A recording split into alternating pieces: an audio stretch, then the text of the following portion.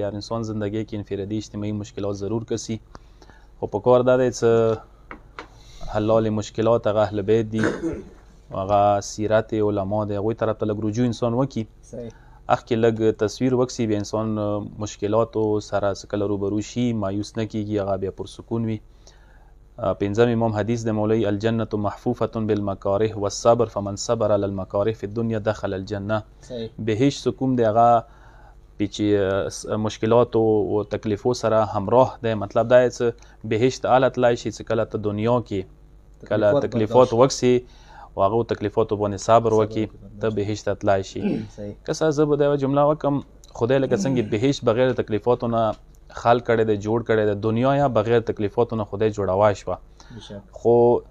دا چې خدای تکلیفو سره مصیبتو سره دنیا خلق کړی دی که څه ته لطف اندوزي کړی دی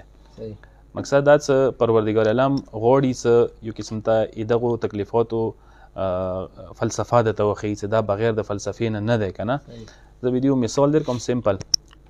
که څه ګراوند کې ته کیلاډیان کوز کې میدان ته که نه فټبال ګراوند وي که نه چې کله هغه کیل وکړي هغه ولویږي پوڅېږي زخمی شي هغه کیل وګټي ته کپ ورکوي انعام ورکوي منډه وکړي اندې شان سره خدای دا دنیا تکلیفو سره څه همراه کړي دی اندې دپاره یې کړي دی چې یو انسان دغې دنیا کې تکلیفونه مشکلات مسایلو سره دوچار شي هغه صبر به وکړي هغه حوصله یې بلنده وي هغه خدای نه مایوس نه شي که نه هغه تکلیفو ته وخندېږي نو خدای هغه نه بعد دي ته انعام ورکوي که نه هغه انعام یې دي دا دی چې بعد والا زندګي یې دي راحت وي او دغه ځای کې انسان پرسکون وي